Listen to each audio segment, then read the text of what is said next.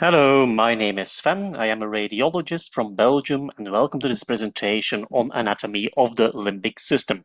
In this presentation, I'm going to talk about the anatomy and the function of the limbic system, and as I am a radiologist, I will use radiological images and radiological cases to illustrate this anatomy and function.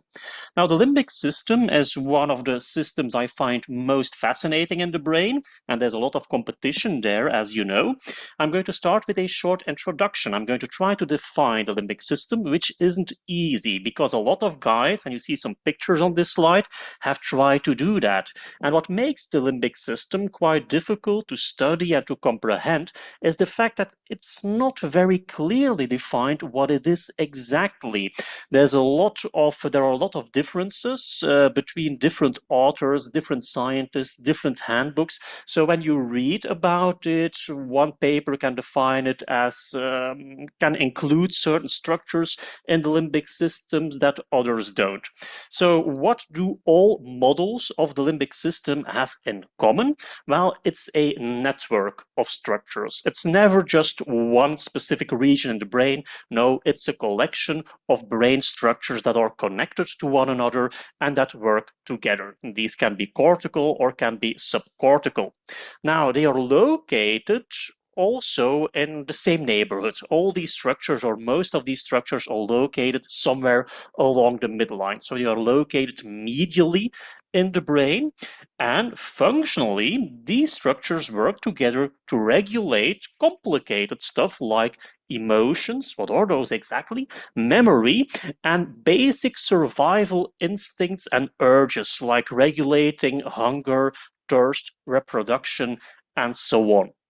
Okay, now to understand the limbic system, to understand the literature of the limbic system, maybe it's good to look at how it was defined historically. It will help us understand the textbooks when we encounter certain models of the limbic system. And let's start with the model of Pierre-Paul Broca. Well, model is a bit an exaggeration. Pierre-Paul Broca is a famous French surgeon, also the person who discovered that language is lateralized and localized in the brain, and who gave his name to the Broca area in the brain responsible for motor language functions. Anyways, Pierre-Paul Broca also described or used the term limbic lobe, and he was the first to do so. And what did Pierre-Paul Broca mean by that? His limbic lobe referred to the cortical tissue or the gray matter located along the midline of the brain and enveloping or bordering the corpus callosum and the brainstem. And the term limbic comes from Latin limbus, which actually means border or edge. So it's basically this rim of cortical tissue surrounding the corpus callosum and the brainstem, and included in this rim of cortical tissue are the cingulate gyrus, which is located above the corpus callosum, and the parahippocampal gyrus, which is located mesiotemporally. And mesiotemporal refers to the fact that this part of the temporal lobe is located next to the mesencephalon or the midbrain. So it doesn't mean medially. No, mesio actually refers to the fact that this gray matter surrounds part of the brainstem. Anyways, the cingulate gyrus and the parahippocampal gyrus. Now, for Broca, this was more of a now when he talked about the limbic lobe, he actually introduced this as a more descriptive anatomical term. He didn't really reflect too much on the function. When it came to the function of the limbic lobe, Broca believed it was probably involved in olfaction because the olfactory bulbs are located in the vicinity of the parahippocampal gyrus. So Broca believed, well, probably functionally, this region is involved in olfaction. And he wasn't completely off, because we will see that of all our senses, olfaction is very strongly associated with the limbic system, more than our other senses. And why is that? Because olfactory information is basically the only sensory information that doesn't have to pass through the thalamus, Vision, for instance, or auditory information first goes through the thalamus, the relay station of the brain. Olfactory information doesn't, and immediately enters the limbic system where it is processed. So he wasn't completely off. Olfaction is associated with the limbic system, but the limbic system does a lot more than analyzing olfactory information. Now, the next scientist I would like to introduce, and this one is a pretty important one, is James Papez. I hope I pronounce it correctly. I have no idea how I should pronounce it, but anyways, James Papez, who introduced the famous Papez-circuit. And what did James Papez do? He actually injected or infected, I believe, cats or the brains of cats with the rabies virus, and he was then able, as you know, rabies is a virus that is spread neuronally through the axons. So by infecting certain brain cells with the rabies virus, he could see by monitoring how the virus was transmitted in the brain, which brain regions are connected to one another. And this allowed him to discover the so-called, or the very famous, Papez-circuit. Now, what is the Papez-circuit? It's a circuit. As said, the limbic system refers to a network, and he believed that this circuit was very important for the regulation of emotions. He believed that this was the emotional center of the brain, and center means a group of structures working together. It doesn't refer to a single brain center. James Papez believed when we process sensory information, we have a lateral system which is responsible for the cold processing. Take, for instance, visual information. When it's processed in the lateral part of the brain, you just get, shapes, colors, motion, and so on, basically the cold facts. But that sensory information also, according to Papez, gets processed in this medial part of the brain, the limbic system, where it gets its emotional flavor. For instance, this visual information is basically a picture of a child, your child, which you love very, very much. When this visual information gets processed by the Papez circuit, that this visual information gets the feeling of love we feel when looking at the picture. This is just an example I'm giving, and I'm simplifying the model, of course.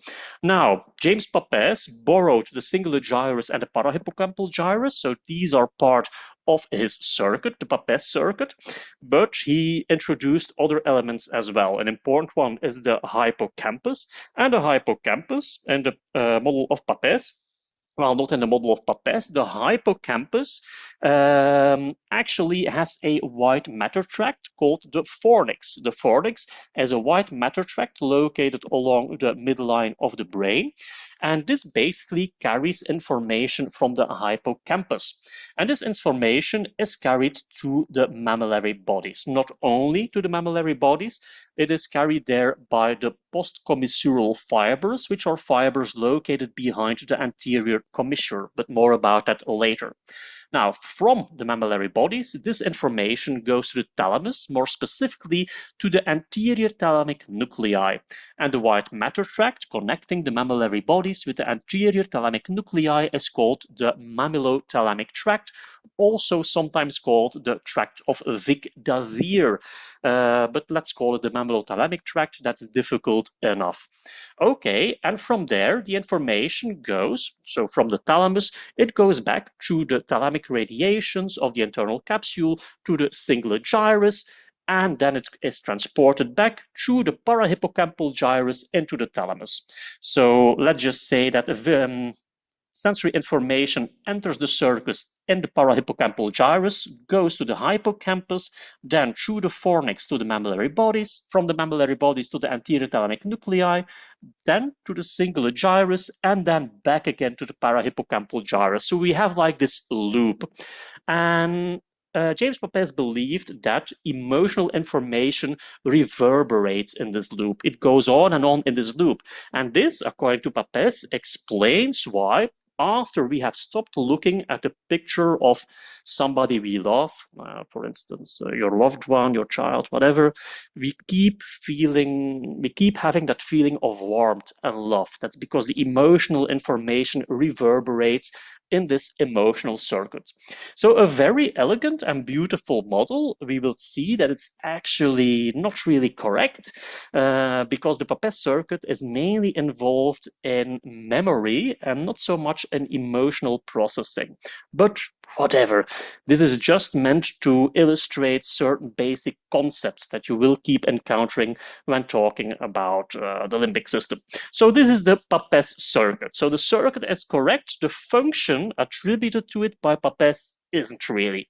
Okay, let's move on to another player, namely Paul McLean. And Paul McLean is also kind of famous, I believe. I believe you all have heard of the concept, the reptilian brain, that was introduced by Paul McLean. What did he mean by that? Well, first of all, Paul McLean borrowed the Papez-circuit. He built upon the Papez-circuit, but he gave it another interpretation, another meaning, and he also extended it. He introduced certain other anatomical regions to the limbic system beyond the components of the classical Papez-circuit, such as the amygdala, which he believed, rightfully so, was very important in the regulation of emotions, especially fear. He also introduced to the limbic system the hypothalamus, which he considered the visceral brain, and also correctly so, because it's a region of the brain that's very important for our basic survival functions, like the regulation of hunger, thirst, reproduction, but also the regulation of our inner bodily functions, like our body temperature, sodium levels, the fluid balance of our body, and so on. So an important structure. He introduced the septal area, which is basically a very small group of nuclei, which are also important in emotional regulation, more importantly, or more specifically, the regulation of positive feelings and a feeling of reward and positive reinforcement. And where are these nuclei located? Well, we have the subcallosal area, which is basically cortical tissue located underneath the rostrum of the corpus callosum, so subcallosal underneath the corpus callosum. At the back of the subcallosal area, we have the so-called paraterminal gyrus, which is a very small rim of cortical tissue located in front of the hypothalamus. And then, oops, I forgot to include them on this picture. Then here, underneath the paraterminal gyrus, we have the very small but very important septal nuclei. Anyway, Paul McLean also introduced cortical areas to the limbic system, like, for instance, the orbitofrontal cortex, which he believed was like a transition area or an area of interplay between our emotions and the prefrontal cortex. Okay, now let's go back to the reptilian brain. What's that? Well, Paul McLean had kind of this evolutionary theory. He believed that the brainstem was like the oldest part of the brain and responsible for like the absolute basics, like the respiration, heartbeat, basic survival functions. The kind of brain that is very dominant or very big in reptiles and evolutionary older animals. And then on top of the reptilian brain, he believed that evolution created the so-called, I can't remember the name exactly, paleo-mammalic brain is believed the term he used. So the kind of brain we have in mammals, we are mammals, the limbic system, which is responsible for functions like emotions, which can be considered a kind of software programs to quickly analyze information. Like you see a snake, you immediately feel fear and react accordingly by fleeing or fighting the snake. But I would flee. Personally, I wouldn't fight a snake, I would flee it, but okay, you know what I mean. So on top of the reptilian brain, we developed the mammalian brain, responsible for emotions, memory, and so on. And then in humans, we developed like the neocortex, which is responsible for our higher cognitive functions. Like when we see a snake, okay, we feel fear, but the snake is located in a cage, plastic cage, can't touch us. So after a quick analysis, cognitive analysis of the entire situation, we realize that we shouldn't flee and we can stay. Okay, so you get the idea. So the reptilian brain of Paul McLean. And okay, this leaves us with the current model, which is basically not a model at all. The limbic system, when talking about the limbic system, we now refer to a group of structures located in the brain, and we can basically distinguish three arches. And this is something you see in a lot of handbooks. So it is located along the midline. So an important point of reference will be the corpus callosum, which is the white matter tract connecting both cerebral hemispheres located in the midline of the brain. Underneath the corpus callosum, we have like this thin membrane called the septum pellucidum, which is basically located between both lateral ventricles, which is also an important point of reference. Also located in the midline, we find the anterior commissure. We have the third ventricle in the midline, and located next to the third ventricle at the back of it, we have the thalamus. So these are just some points of reference, anatomic points of reference. And then enveloping or encircling these midline structures, but not located exactly in the midline, so slightly off midline, we have the first ring of the limbic system, the outer ring, which is basically Broca's limbic lobe, consisting of the cingulate gyrus and the parahippocampal gyrus. You see that the cingulate gyrus and the parahippocampal gyrus are basically continuous with one another, so there is no sharp border between them. So the point where they let's say transition into one another is called the isthmus of the cingulate gyrus, which is a bit narrower and located about at the level of the splenium of the corpus callosum. And then we also have like this rim of cortical tissue underneath the corpus callosum, underneath the rostrum, which is called the subcallosal area and also belongs to the outer ring. Then we have the middle ring of the limbic system, and the most important component of the middle ring is the hippocampus. The hippocampus is an extremely important part of the limbic system and will receive a lot of attention in this presentation. Now, we see that the middle ring is basically more than the hippocampus, but the other structures are less important in us humans. We have the so-called indusium griseum. And what is that? It's a very tiny or a very small rim of cortical tissue that is basically continuous with the hippocampus, but in humans should be considered a vestigial embryological remnant of the hippocampus. It is more developed in other animals and plays in those animals a role in olfactory processing. In humans, we should consider it a remnant of a structure that from an evolutionary point of view used to be important but isn't really that important anymore. And then we also have the paraterminal gyrus located in front of the hypothalamus and the third ventricle over here.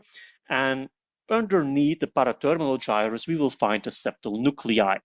Then we have the inner ring, and the inner ring, the most important component of the inner ring, is the fornix, which is the white matter tract of the hippocampus.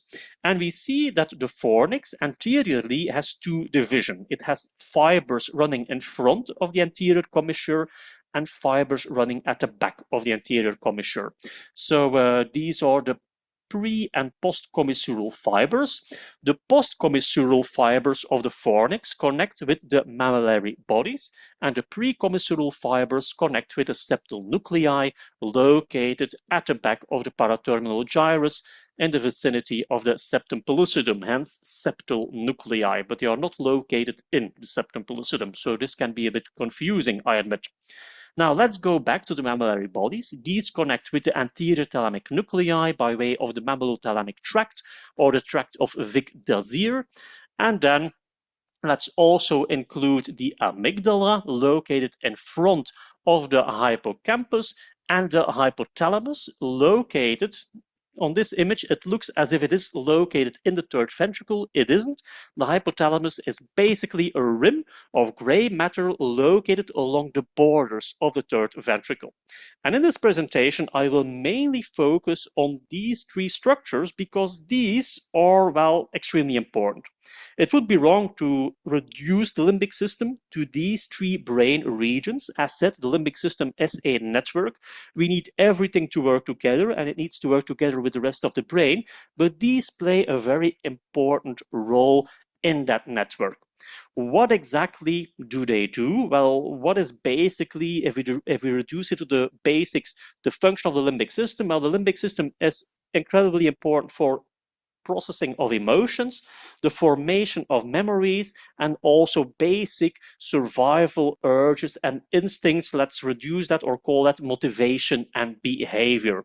Now, what is emotion exactly? How would we define it? When talking about emotions, we immediately think about joy, happiness, fear, anger, and so on. So we know what emotions are, but why do we have emotions exactly?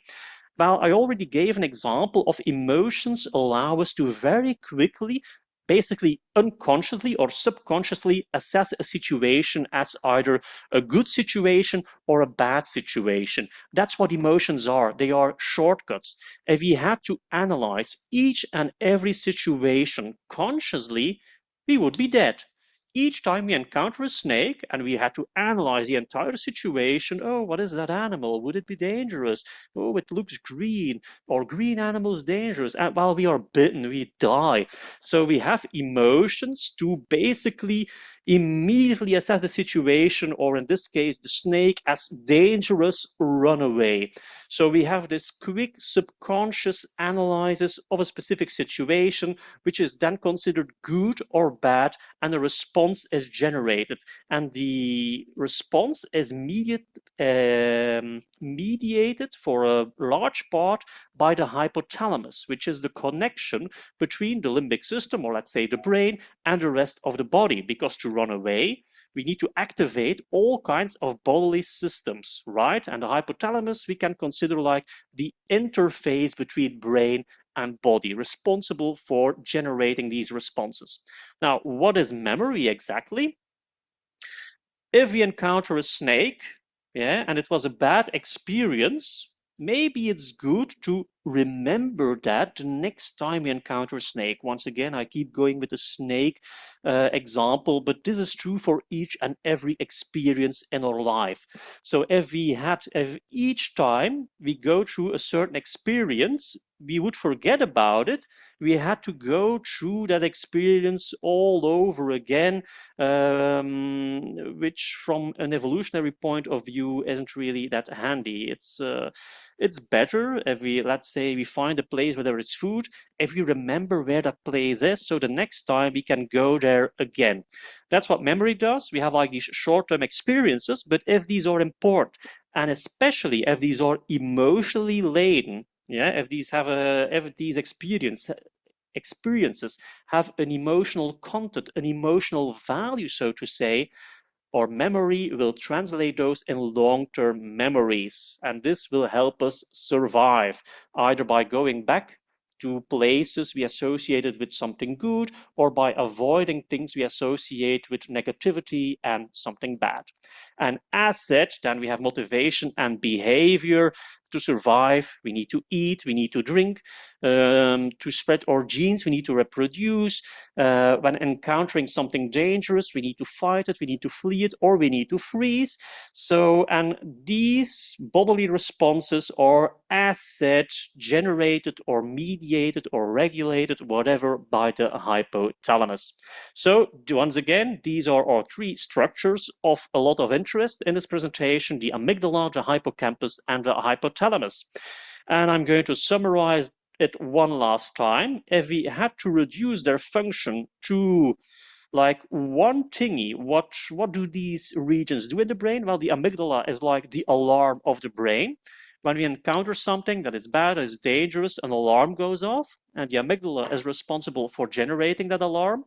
The hippocampus is like the librarian of the brain. It would be wrong to say that memory is in the hippocampus. No, it's not. When we have formed a memory, that memory is spread all over the brain. It doesn't have like one specific brain region, but the structure that is responsible for forming that memory, consolidating that memory, that is the hippocampus. And it's better to compare the hippocampus with like a librarian.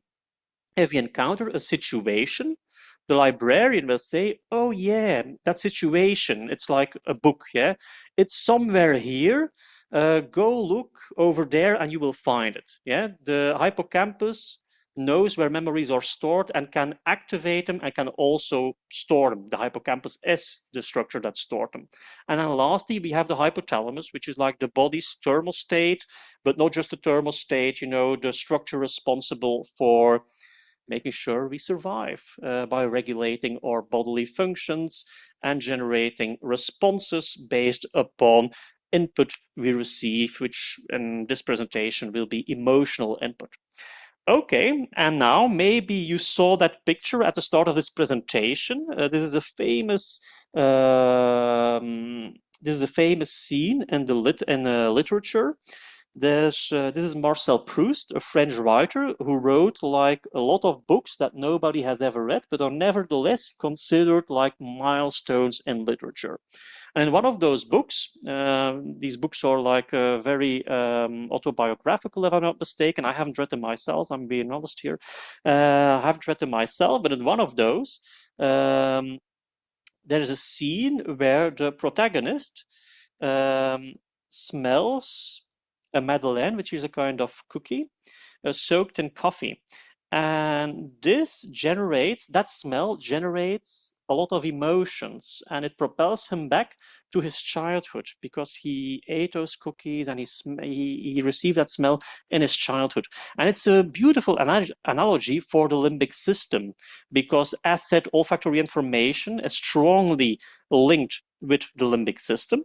Emotions are regulated in the limbic system, memory is regulated by the limbic system. And these things, we will discuss them separately, but basically they all work together. And this is a beautiful analogy that illustrates how all these components of the limbic system, all these aspects of the limbic system come together, how a smell can trigger memories that are filled with emotions. So, okay, Marcel Proust and the so-called Proustian moment. But okay, this was just the introduction. I'm now going to go over the more detailed discussion of the hippocampus, the amygdala, and the hypothalamus, with a strong focus on the anatomy of these structures illustrated by radiological images. So let's start with part one, the hippocampus.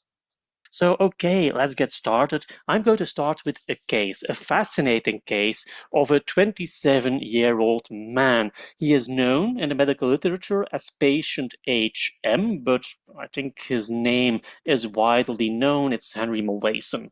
And Henry Molaison was a patient with epilepsy. He suffered from uncontrollable seizures. It started when he was like 8 years old with partial seizures who developed into tonic-clonic seizures at age 15. The cause of those seizures is a bit unclear. So there is some talk about a vague story of an accident he had as a child, but it's very unclear if his seizures had anything to do with that. What is important is his seizures were very difficult to control. All kinds of medical treatment failed, and they interfered with his life in a very severe manner, to such an extent that a normal life was actually impossible for Henry. So he sought help, and he sought help from a neurosurgeon at age 27. And this is something neurosurgeons often do. The neurosurgeon performed surgery. He removed part of his brain, and in a way, the surgery was a success because Henry became seizure free after the surgery. However, he suffered from a very severe unexpected complication. This is his surgeon, William Beecher Scoville. Surgery was performed, I believe, in 1953 or so. And after surgery, his surgeon had to discovered that Henry suffered from amnesia. More specifically, antegrade amnesia. He was unable to form new memories, and also, to a lesser extent, retrograde amnesia. He had some memory loss for the 1 or 2 years leading up to the surgery.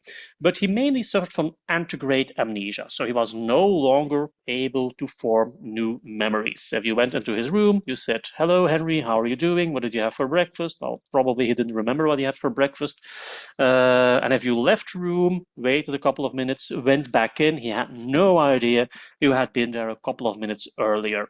So, okay, a very, very severe form of antegrade memory loss. And I said limited retrograde amnesia. But for instance, his childhood memories, the longer he went back in time, the more, let's say, secure his memories were. So his childhood memories, for instance, were completely intact.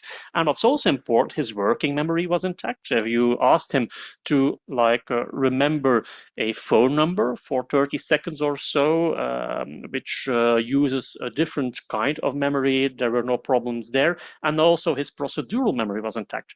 Well, William Beecher Scoville was not the guy who discovered that. That was actually discovered by a psychologist called Brenda Milner, but more about her later. So anyways, William Beecher Scoville noticed that Henry suffered from severe amnesia. And what did he do during his surgery? These are actually illustrations of an article on patient HM and also on other patients with a similar complication. And what did William Beecher Scoville do? He removed the mesial part of the temporal lobe, which contains, as you know, the hippocampus on both sides of the brain. So not just on one side, on both sides of the brain. And I drew it in red for you, so to have an idea what part of the brain he removed. Also notice here the midbrain or mesencephalon, which is the reason we call this part of the temporal lobes the mesiotemporal region or the mesiotemporal lobe. This is also from the article. So this is the part of the brain that was removed.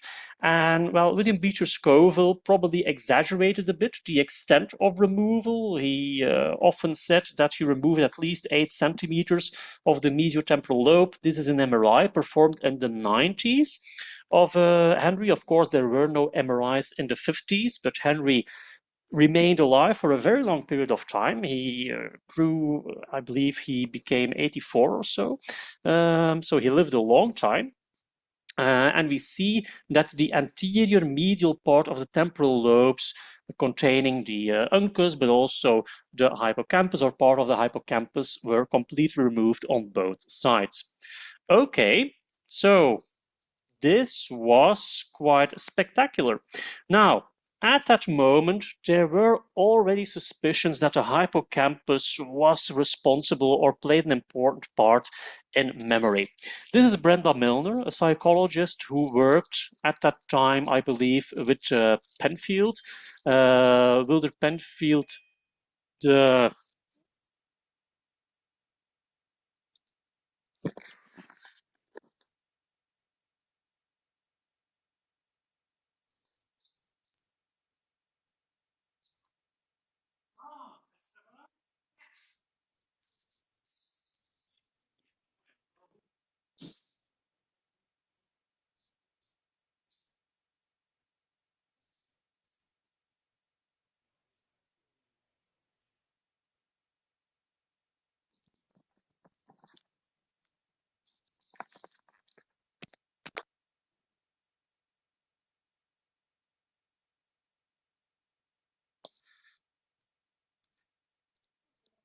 So I'm very sorry about that. I had to pause the recording because my girlfriend was at the door as she forgot her keys. She too has memory problems or issues with her hippocampus. Let's continue the presentation. So as said, this is Brenda Milner, a psychologist who at the time used to work with the famous Canadian neurosurgeon Wilder Penfield. Wilder Penfield, a very big name in the world of neurosurgery. who also had several patients in whom he removed the hippocampus and who had memory loss after their surgeries. Now, in the Penfield's cases, no bilateral hippocampal removals were performed, but upon analysis of his cases, these patients also had at the part they didn't remove, or the hippocampus they didn't remove, these patients also had abnormalities there. So they probably had, after removal of the hippocampus on one side, a dysfunctional hippocampus on the other side, they had memory problems. So, okay, Brenda Milner had experience with patients who suffered memory loss after hippocampal removal, and Wilder-Beecher-Scoville sought her help to analyze the case. And she did. She analyzed the case of HM and published it along with several other similar cases. And this is a landmark paper in the world of neurosurgery or neuropsychology, because this was the point where it became very clear that the hippocampus was the structure responsible for the formation of memory. And now we kind of accept that, but there used to be a time when it was very unclear what the anatomical basis of memory was. There was this belief that memory was like some kind of general brain or general cognitive property. It didn't have a real anatomical basis. This was actually believed, had a name, but I forgot what that name was, as I'm having problems with my hippocampus as well. So, okay, very important. Also, Brenda Milner, so a very big lady, a very important figure in the world of neuropsychology, also made a distinction between different kinds of memory based upon analysis of Henry. So the kind of memory loss Henry Molaison had was like a loss to form new memories, what we call episodic memories. We experience something, let's call it an episode, but we are unable to store that. But Henry could, if he would have wanted to, learn new motor skills, like for instance, play the piano. Now they didn't do that with Henry, but they did learn him to draw, I believe it was a mirror. Henry did, like Brenda Milner taught Henry to draw a mirror. And the next, what am I saying? I believe it was a clock. Anyways, the next day she did the same thing and the same thing and the same thing, and his skills improved, his motor skills improved, despite the fact that he couldn't remember she had been there the previous day as well to teach him how to do it. So there's a distinction between, let's call it procedural memory, which anatomically is like located in the cerebellum and the basal ganglia, and episodic memory or declarative memory loss, like the kind Henry had. And as said, this was all new. Now, okay, a breakthrough in the world of neuropsychology. Unfortunately, there was little that could be done for Henry. His hippocampi were removed and he can no longer live independently. He used to live with his parents, with a relative, ended up in a nursing home, and so on. And he lived actually quite a long time. He lived for another 55 years, but he also lives in an eternal present. I believe I sometimes try to imagine what it would be like, and I think the best I can come up with is we've all had that if you go sleep somewhere else and you wake up, that sometimes it can be confusing. Like the first couple of seconds, you're like in this strange place. You're not in your regular bed. Where am I? How did I get here? What happened? But that only lasts a couple of seconds. Yeah. For Henry, I believe his life must have been like continuously like that. It must have been like waking up each and every time in a location he couldn't, remember how he got there. This is another psychologist, Suzanne Corkin, who took over from Brenda Milner and investigated Henry and also wrote a book about his life called Permanent Present Tense. I haven't read it, but it's on my to-read list if I ever get there, because it's a very long list. Okay, what did the case of Henry teach us? And these are things that are now like generally accepted, but weren't at the time, that memory is a distinctive brain function. So it's not like some property of cognition that is everywhere. No, it's a very distinctive brain function, that there are different kinds of memories. So we have like episodic memories, we have like procedural memory, and also anatomically these are different, functionally these are different. And the hippocampus can be considered the safe button of memory. If we experience something, especially if that experience is emotionally charged, the hippocampus will decide that this is something we have to record for later. We have to, and that it isn't recorded in the hippocampus, but the hippocampus decides that it's worthy of remembering. So, okay, let's now talk about the anatomy, because this is a presentation on anatomy. And the hippocampus, as said in the previous presentation, is located in the middle ring of the limbic system. The hippocampus can also be seen here on this sagittal T1 weighted image. Of course, this isn't an image made exactly in the midline, it's slightly off midline. And here, let's go back to this drawing I made. So here we have the hippocampus, and let's compare it with this sagittal T1 weighted image. The hippocampus is located over here in the temporal lobe, and it's like this kind of sausage-shaped structure over here. This is a sagittal 3D flare image, and here we have an axial T2 weighted image located in a plane parallel or going through the hippocampus, as you can see. And this is my brain, by the way. I have used images of my own brain to illustrate hippocampal anatomy, and everything looks dandy, fine and dandy, as you can see, which might surprise a couple of people, but my brain looks normal. Okay. And this here is the midbrain or the mesencephalon, and here we have the hippocampus in an axial plane. Now, the hippocampus, let's magnify this a bit. Anatomically, a distinction is made between three parts. We have the anterior head of the hippocampus, then we have the body, which is like the biggest part of the hippocampus, and then we have a tail. We have like this gradual tapering of the hippocampus running posteriorly, and this we call the tail. Now, these are approximate locations. There is no clear distinction when head becomes body or body becomes tail. So it's basically based upon an approximation. The hippocampus, where did it get its name from? Hippocampus means seahorse. If you look at this axial T2 weighted image, I can't really see a seahorse in this structure. I can see a small sausage, but nevertheless, we call it the hippocampus and not the small sausage. Why is that? Well, it has more to do with the appearance of the hippocampus on pathology. This is a pathological specimen of a hippocampus, and now I believe the resemblance with a seahorse or a hippocampus is more clearly visible. So this is where it got its name from. The name was given not by radiologists who would have called it a small sausage. It was given by anatomists, and I believe a long time ago, somewhere in the Renaissance. But I'm not sure about that anymore. Okay, let's continue with the radiological anatomy of the hippocampus. So here we have the hippocampus again on the sagittal 3D flare image. We saw axial T2 weighted images made in a plane parallel or going through the hippocampus. Let's now look at coronal images perpendicular to the axis of the hippocampus, which is the best way to analyze or examine hippocampal anatomy. And then we get images that look like this. So these are nicely perpendicular to the hippocampus. And let's magnify these a bit.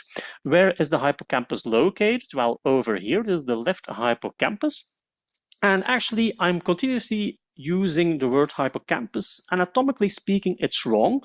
This structure isn't really the hippocampus. We should actually call it the hippocampal formation, because it consists of several components, one of which is called the hippocampus proper, the actual hippocampus. And that can be a bit confusing, but okay, when you say hippocampus, everybody knows what you mean. So as far as I'm considered, you can call it a hippocampus. You shouldn't call it a hippocampal formation. What are these components? And the distinction is basically cellular. More about that later. Those components are the dentate gyrus, the cornu ammonis, or the hippocampus proper, and the subiculum.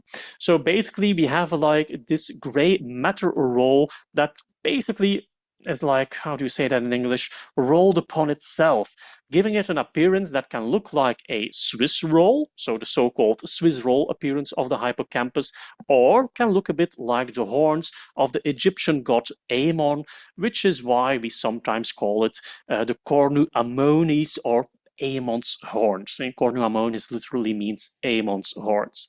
Okay, and this has to do with the fact that this is a gray matter structure that is like locked in or rolled in on itself.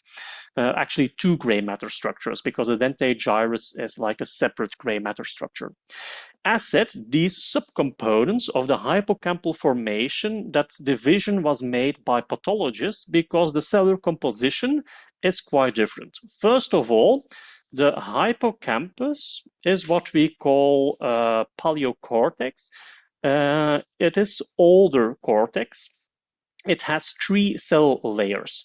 Unlike the neocortex, like for instance, the primary motor cortex, we have 6 cell layers. We have 6 layers of neurons. Okay, so, and that is true for both the dentate gyrus and the cornu ammonis, the proper hippocampus. These have 3 cell layers. And the dentate gyrus, we have a very abundant presence of so-called granule neurons, which are very small neurons with a limited number of dendrites. These kind of neurons we find a lot in the cerebellum. And because these neurons are very small, they can be very tightly packed. Because they have a limited number of dendrites, they are very picky. They aren't easy to stimulate. They only get stimulated when they receive the right amount or the right kind of sensory input.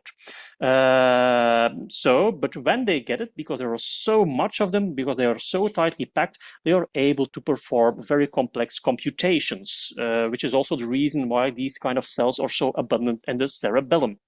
Then we have the hippocampus proper, or also called the cornu ammonis, and the predominant cell type here are so-called pyramidal neurons. And if you look at this image, you immediately see the difference. These are like pyramidal-shaped neurons with a lot of dendrites. So these are very strongly connected with other regions of the hippocampus, and also so we have like this very strongly connected neurons, allowing a lot of reciprocal connections between various components of the hippocampus. The hippocampus proper can be subdivided in 4 subregions, which we call the summer sector or cornu ammonis sector 1 to 4. And 4 is located immediately above the dentate gyrus, and then we have sector 3, sector 2, and the biggest one is sector 1. Also a very vulnerable one for all kinds of metabolic stress. Then we have the subiculum, and the subiculum is like the transition area. It has various subcomponents, but that is not important for us right now. It's basically the transition area from paleocortex with 3 cell layers to neocortex with 6 cell layers, and eventually we end up in neocortex, namely in the parahippocampal gyrus, and the part of the parahippocampal gyrus located in front of and underneath the hippocampus is the entorhinal cortex, and this is the main source of input to the hippocampus. Now, as said, the dentate gyrus, the hippocampus proper, and the subiculum together form the hippocampal formation. Let's talk about the input the hippocampus receives. As said, the main input comes from the entorhinal cortex by way of the so-called perforant pathway.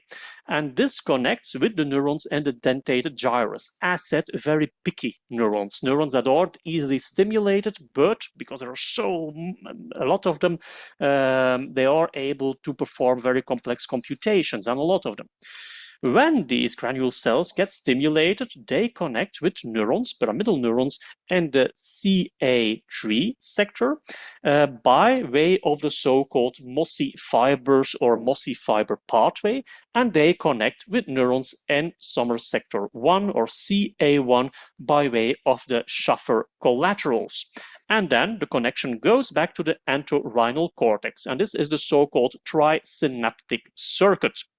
We also have another pathway going from CA1 to the Fornix, and this is because axons form a white matter rim on top of the hippocampus called the alveus, and this thickens medially to form the fimbria, and this fimbria will eventually turn into the fornix. So we have basically two kinds of connections. We have like this circuit inside the hippocampus called the trisynaptic circuit, and this circuit is basically, well, let's simplify it a lot, responsible for integrating all sensory information necessary to form a memory.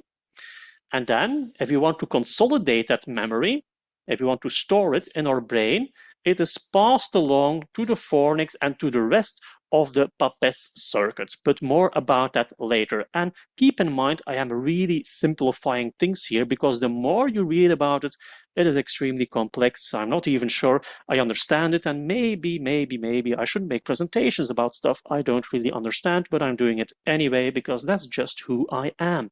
Okay, now what kind of information goes into the hippocampus? Very complex information. I've talked about sensory information, and then you think, oh, that's like visual information, for instance. Of course, it's visual information, but this isn't just about colors or shapes or motion and so on. So this is a very famous illustration. This is the way visual information is hierarchically processed in the brain. Okay, and this is extremely complex. This is from a landmark paper published in Cerebral Cortex in 1991. And it all starts here in the primary visual cortex, here on this graph. And then that information goes through lots of the occipital and inferior temporal lobe, here shown in yellow. So it's impossible for us to track. It's impossible for us to really understand what goes on there. So this is a higher order processing. And then this extremely processed information, which is no longer about simple shapes, which is basically very complex information, then ends up in the entorhinal cortex. And from the entorhinal cortex goes to the hippocampus. So yeah, the hippocampus processes sensory information, but it's information that is already very processed and very complex at that moment. Okay, let's now illustrate the rest or hippocampal anatomy by showing you some clinical cases. The first case I'm going to talk about is of a female patient who is 58 years old. And she is brought to the emergency department because she suffers from acute confusion. She keeps asking the same question over and over. And the question is, was my speech okay, or did I give my speech yet? And she gave a speech a couple of hours earlier, a very important speech. This is like a CEO of a big company. She gave a very important keynote speech. She had a lot of stress about that, stress that had been building up for days leading up to the event. She gave the speech. It was a success. She went back to her hotel room, took a cold shower, and then she got like completely confused. So how was my speech? Did I give my speech yet? And she completely forgot that she had already given the speech. She knew who she was. She even knew where she was, but she had like amnesia for the event and everything that followed. So people kept telling her, oh, your speech went okay. And she it didn't record.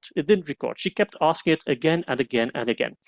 She had no other neurological deficits, and after a couple of hours, she normalized completely. So she kind of went back to normal, and she could record again what people were telling her and what was happening.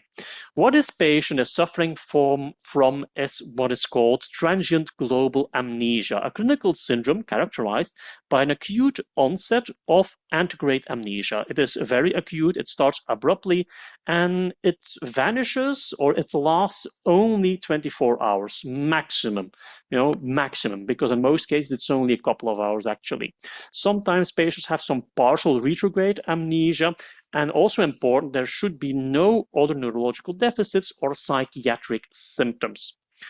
Transient global amnesia on imaging can be associated with abnormalities. If we look at this T2 weighted image, at the first glance, we see nothing out of the ordinary, but on diffusion weighted images, we see like this very bright spot, which is located in the left hippocampus, and probably a bit more difficult to see on the ADC map, but it is black there. So this is like a tiny focus of diffusion restriction located in the hippocampus. We probably see it better on these magnified images. So if you look at the diffusion weighted images first, we see like this bright spot, which is dark on the ADC map and which corresponds to this T2 hyperintense dot here on the T2 weighted image. Okay, diffusion restriction, we think ischemic infarction. Could it be? Well, it probably isn't a classical ischemic infarction, but more about the etiology a bit later. This is another case, and this is just to illustrate the typical imaging findings you can see in patients with transient global amnesia, so each and every time the hippocampus is involved. And in this case, we better see that the tiny dots on diffusion-weighted images are located laterally in the hippocampus, which is the location of the CA1 sector. So the sector I told you a couple of minutes earlier that is very vulnerable to all kinds of metabolic stress. These are magnified axial images, so we see here the diffusion hyperintense dots laterally in the hippocampus, and this is actually quite typical. So if you see these abnormalities in the hippocampus in patients with transient global amnesia, they are located laterally at the level of the CA1 sector. These are coronal diffusion weighted images. I like to do those in patients with transient global amnesia because I find it, well, aesthetically more pleasing and also easier to localize the dots. And in this patient, they clearly show that the dots are located laterally in the hippocampus, so at the level of the CA1 sector. This is a correlation of the T2 weighted and the diffusion weighted images. On T2, we could probably easily miss these very small lesions, but by correlating them with the diffusion weighted images, we can clearly see them here in the left hippocampus, and here on this image, here are some arrows to help you out, and here in the right hippocampus. If we look on diffusion weighted images, the dot is clearly visible. If we then look at the T2 weighted images, we also see a very small hyperintensity over there. Okay, so I believe at the moment, the imaging findings we can see in patients with transient global amnesia is clear. We can see like a very small T2 hyperintense foci with diffusion restriction located laterally in the hippocampus. You can have one of them, you can have multiple ones, they can be unilateral, they can be bilateral. Okay, what is causing them? Because they're probably not ischemic infarctions, despite the fact that they are associated with diffusion restriction. A lot of research has been poured into this, and at the end of the day, it isn't really 100% sure what's causing them, but there are some theories. And what a lot of patients have in common is that the event, the transient global amnesia, is preceded by an emotional and or a physical trigger. So in the case I described, which is a case I made up by the way, but is plausible, it could have been. Patient has given a very stressful speech, went through a stressful episode, and then took a cold shower. So that is something that comes back. Patients who took a cold bath or a cold shower or jumped in a swimming pool, or also patients who performed a Valsalva maneuver, for instance, by sitting on the toilet and, you know, they're a bit constipated. Unclear why that is the case, but it keeps returning. So emotional triggers and physical triggers. Probably this combination leads to metabolic stress, and the CA1 neurons in the hippocampus, part of the trisynaptic circuit responsible for forming a connection with the Fornix, they suffer from this. These are pyramidal cells. They have a lot of dendrites. These dendrites have a lot of NMDA receptors for glutamate, so they are very, very susceptible for glutaminergic excitotoxicity. This causes them to swell, and cellular swelling, as you know, causes diffusion restriction because there is less space for water molecules in the intercellular spaces.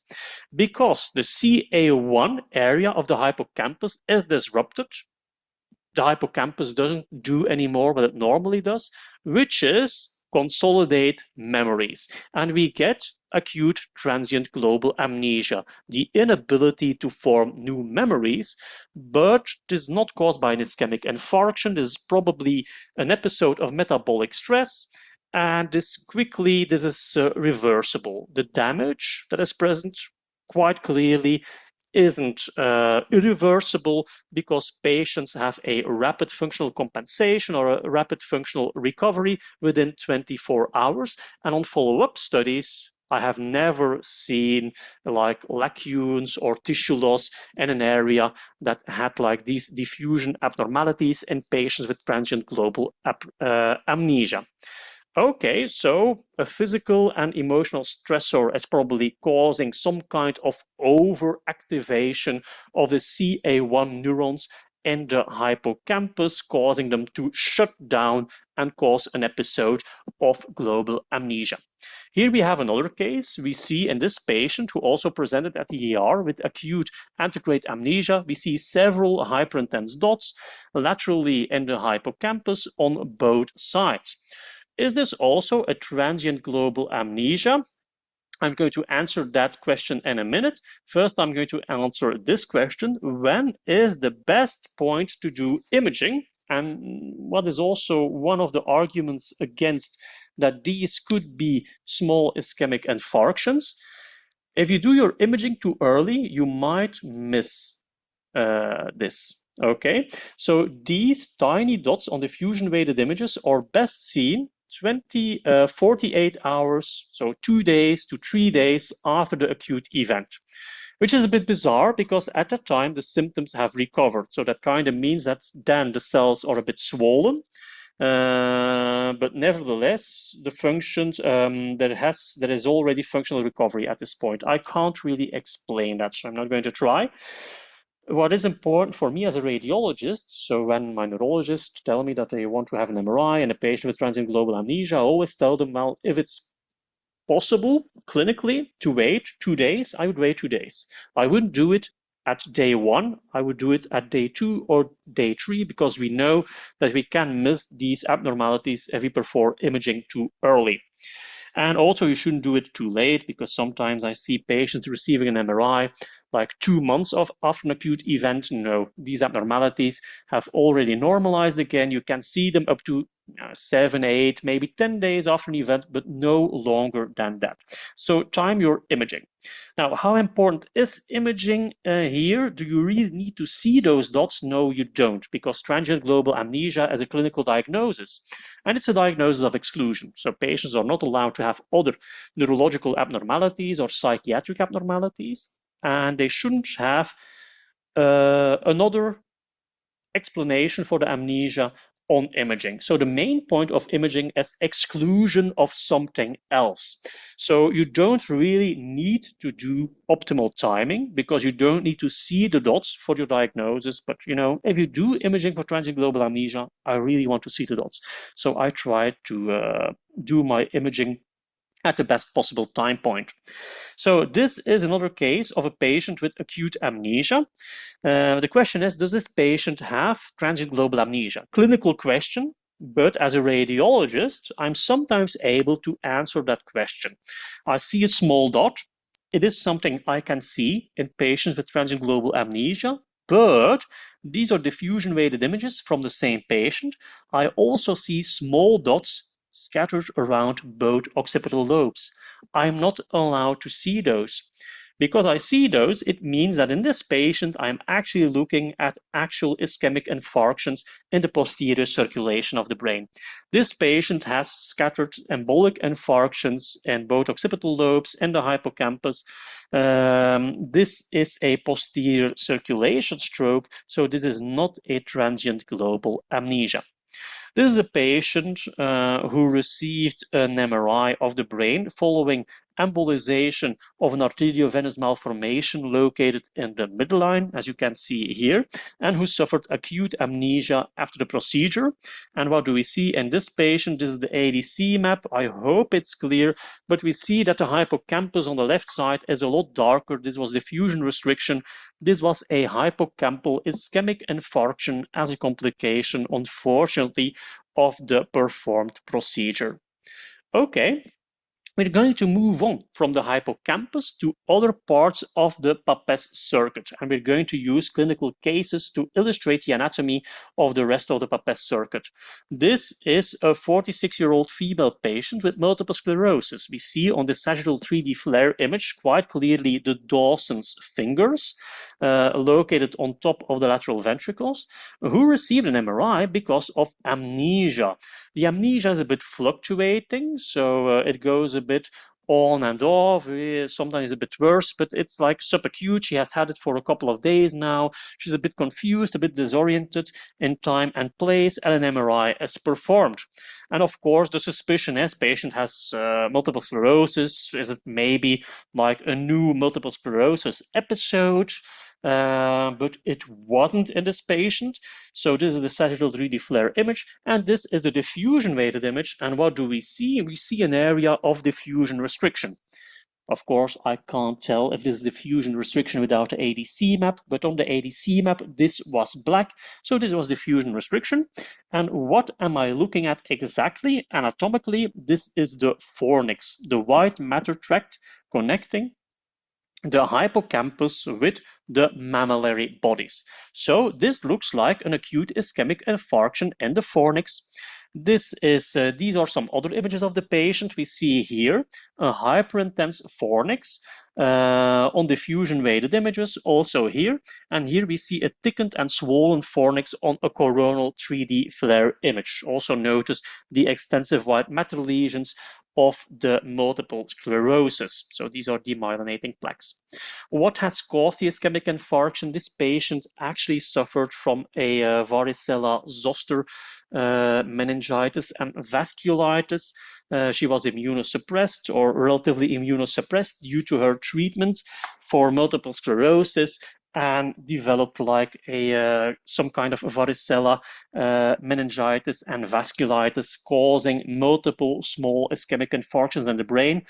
Among those infarctions, one was located in the fornix, and this was probably responsible for the amnesia in this patient because, as has already been said in the previous presentation, the fornix is the white matter tract of the hippocampus. It is part of the inner ring of the limbic system, and it goes to the mammillary bodies, at least the postcommissural fibers.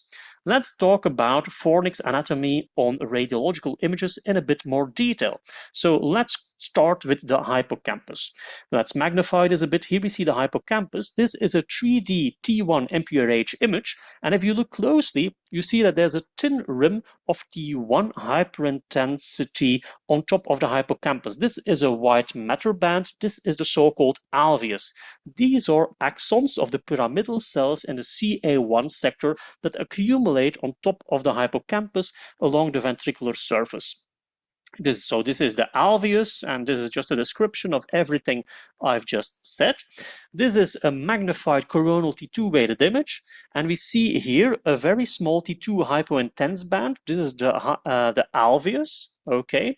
And we see that the alveus here becomes a bit free, dislodged from the hippocampal surface and thickened medially. And this thickening on the medial side of the hippocampus we call the fimbria. So the fimbria, so a lot of text, but this is just everything written down what I just said. The fimbria are basically a thickening of the alveus on the medial side of the hippocampus. And if we now look at the hippocampus on these coronal T2 weighted images, let's magnify this a bit. Here we have the alveus and the fimbria, and if we scroll back on these magnified images, here we have the alveus and the fimbria again, we see that eventually this white matter becomes dislodged from the hippocampal surface. And when it does that, not clearly seen, I believe, on the right side, but but clearly seen on the left side, we call it the fornix. So here we get like a white matter tract, which is C-shaped, runs along the ventricular surface or follows the course of the ventricles, and is clearly seen as a T2 hypointense band. So this is once again a coronal T2 weighted image, and we are here at the level of the hippocampal tail. This is the hippocampal tail, and this here is the fornix, so the white matter band coming from the hippocampus that dislodges. Now, the fornix has a quite complex anatomy. Well, it's not that complex, but it's C-shaped, so it's difficult to visualize the fornix in like one radiological plane. So you have to look at all your planes to kind of see all components of the anatomy of the fornix. So let's start with a midline image. So this is at the level of the corpus callosum, as you can see. So underneath the corpus callosum, we have the septum pellucidum. Here we have the thalamus. This is the anterior commissure, and then we have this white matter band. This is the fornix, or part of the fornix. More specifically, this is like the body of the fornix and also part of the pillars of the fornix. And this goes all the way to the mammillary bodies, but we don't see that connection. We have to look at a different plane to see the connection to the mammillary bodies. And here we see the mammillary bodies. And this is the septum pellucidum. Okay, so let's talk about the various components of the fornix. So here we have, this is a drawing I made based upon a drawing I found on the internet, but I made it myself. This is the temporal lobe. Here we have the hippocampus, and in blue we have all components of the fornix. So everything in blue is white matter. We have like the thickening of the white matter of the hippocampus medially along the hippocampus, called the fimbria. Then it dislodges at the level of the hippocampal tail, and there it becomes the so-called crus. So we have two crura from both on both sides one, and they are connected underneath the splenium of the corpus callosum by a commissure called the hippocampal commissure. Then the two crura meet underneath the septum pellucidum, and they form the body of the fornix, and then they separate again, and when they do that, we call them the columni or the pillars. When it comes to the pillars, we have two components, and how we call them depends on their relationship to the anterior commissure. So the component located in front of the anterior commissure, we call that the precommissural fibers, and the component behind is called the postcommissural fibers. So to summarize, we have the fimbria, we have two crurae, we have like one body, so they fuse both components of the fornix. Then we have two pillars, and these have precommissural and postcommissural fibers. Let's try to recognize all these components on coronal T2 weighted images. So let's start at the back of the brain, where we see the crurae of the fornices. So here we have the hippocampal tail. This is one crus. On the other side, we have the other crus, and these run underneath the splenium of the corpus callosum, where there's a commissure that we can't see the hippocampal commissure connecting the both. If we scroll to the front, so we go from back to front, we see once again here crus 1, and this is the left crus, and they meet underneath the splenium connected by the hippocampal commissure, and then we see that they fuse in the midline and they become one body connected to the undersurface of the corpus callosum by the septum pellucidum. Well, that's not true the way I describe it. They are basically located along the inferior surface of the septum pellucidum, and the septum pellucidum is a thin leaflet between both lateral ventricles. We keep scrolling forwards, and here we have once again the body, and located underneath the septum pellucidum, and then above the third ventricle, we see that the body becomes two pillars, which are located in the walls of the third ventricle, and we can actually see them if we look very clearly. So here we have the third ventricle. Here we have, so the gray matter along the walls of the third ventricle, that's the hypothalamus. And here, if you look very closely, you see like this black line coursing through the gray matter of the hypothalamus. These are the postcommissural fibers of the pillars of the fornix. Okay, and these go to the mammillary bodies, which we can see over here. So I really love this anatomy. I really like looking up all these components on each and every MRI I have with coronal T2 weighted images or 3D images. So this is once again is a strongly magnified image. We see here the third ventricle. We see that there's some gray matter along the walls of the third ventricle, the hypothalamus, and then we have here the body of the fornix, and here we have the postcommissural fibers running through the hypothalamus all the way down to the mammillary bodies. Okay, and here are the mammillary bodies. And this is a magnified sagittal midline image. Here we see the septum pellucidum underneath the corpus callosum, and this is the fornix, mainly body. And then here we have the anterior commissure. And if we keep the anterior commissure in mind and we go off midline, slightly off midline, then here, wait, let's remove this. This is the anterior commissure here. And these fibers behind it are the postcommissural fibers of the pillars, and they run all the way down to the mammillary body here.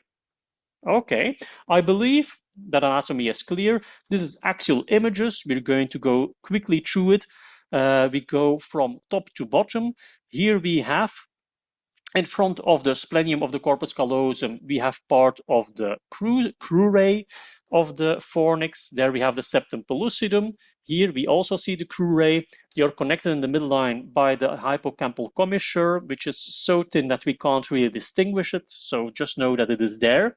And then underneath the septum pellucidum, the crurae fuse and become one body of the fornix.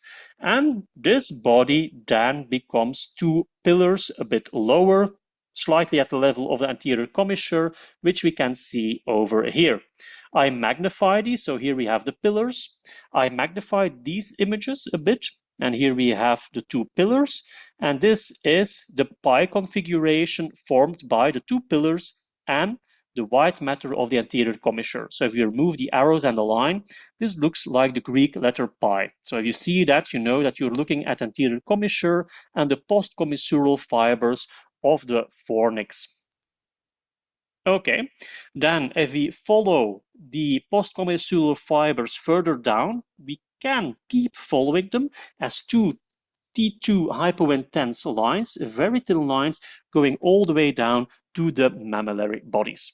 Okay, I believe the anatomy of the fornix is clear now, so impossible to visualize on just one image, but if you know the anatomy and then look at your coronal and axial images, you should be able to distinguish the various components of the fornix.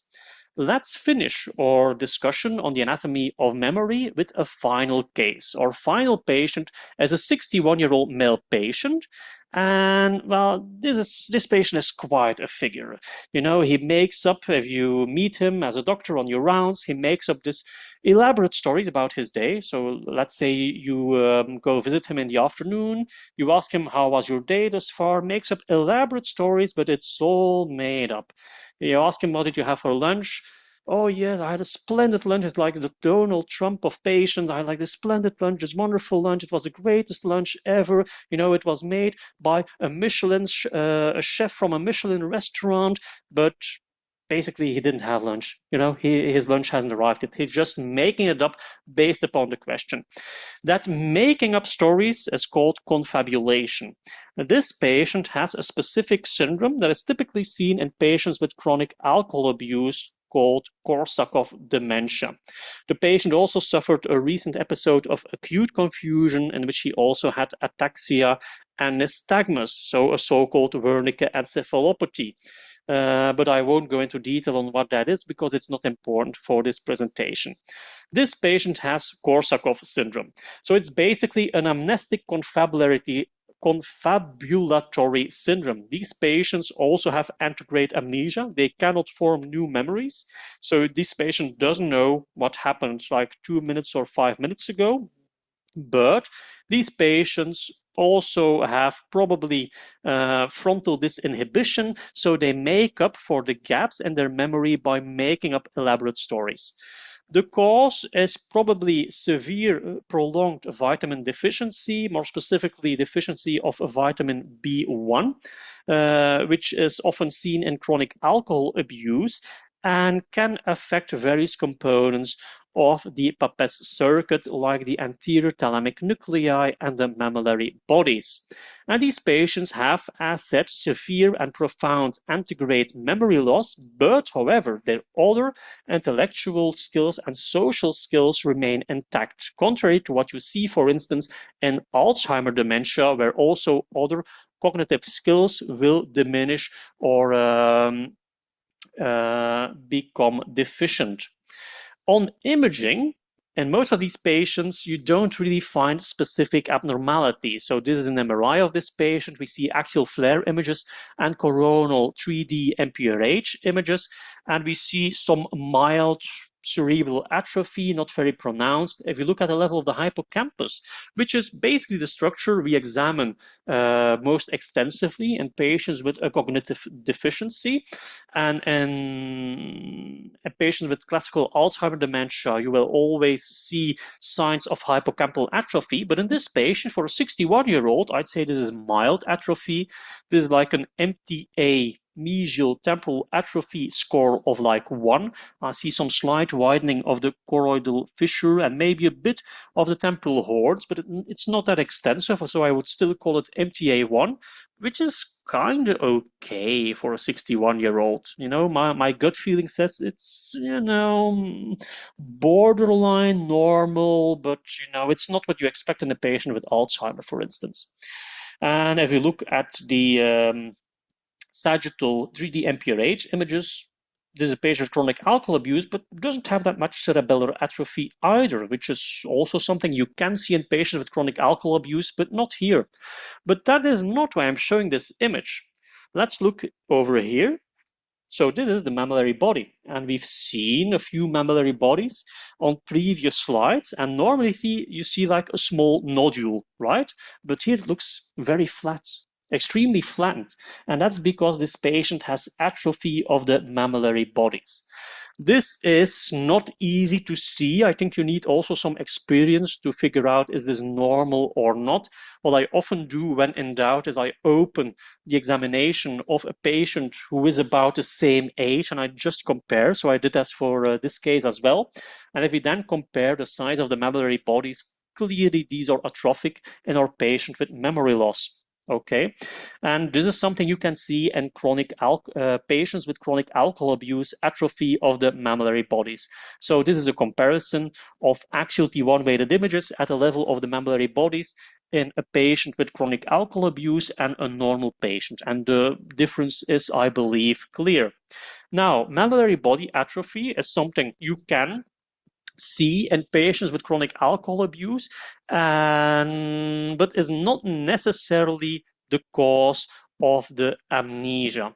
Why? Because you can also see mammillary body atrophy in patients with chronic alcohol abuse who do not have an amnesic confabulatory syndrome or symptoms of Korsakov dementia. So it is believed that the mammillary bodies are part of the Papez-circuit, which is responsible for consolidation of memories from short-term memory to long-term memory. It is believed that this is just a sign of Papez-circuit dysfunction, but is not necessarily the relay station that is necessary for, it's probably also deficiencies of other components are necessary to develop Korsakov dementia. So, okay, nevertheless, I always look at the mammillary bodies in patients with chronic alcohol abuse, but that's especially because I'm fascinated by the limbic system. Okay, so now we can complete our anatomy of memory. So we started with the hippocampus and the case of patient HM, who developed an inability to form new memories following bilateral resection of the hippocampus. We have seen patients or a patient with an acute infarction in the Fornix who developed amnesia. Why? Because, for the storage or for the consolidation of memories and long-term memory, you need a functional Papez-circuit. And if you have an interruption along the Papez-circuit, you can develop antegrade amnesia. So also when your mammillary bodies or your anterior thalamic nuclei are dysfunctional, this can lead to antegrade amnesia. Now, let's see. Okay, I already told you about the mammillothalamic tract of Vic-Delzier, which is the white matter tract connecting the mammillary bodies with the anterior thalamic nuclei. And also this structure you can actually see on MRI images.